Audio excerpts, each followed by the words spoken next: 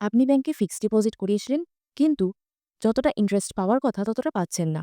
এরকম ঘটনা যদি আপনার সঙ্গে হয়, তাহলে এই ভিডিওটি আপনার জন্য। তো ব্যাংক এই যে কিছু পরিমাণ টাকা কেটে নেয়, এর কারণ হলো টিডিএস।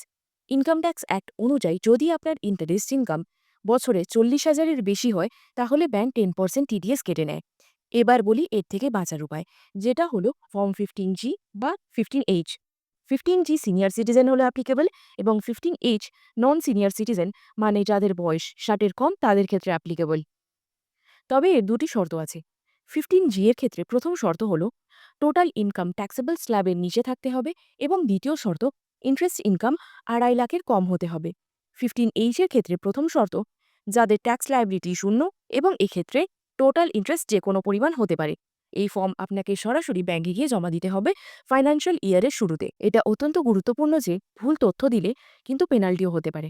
সবশেষে এটাই বলবো যে আপনার ইনকাম যদি ট্যাক্সেবল না হয়, তাহলে টিডিএস কাটলেও আপনি তার রিফান্ড পেয়ে যাবেন।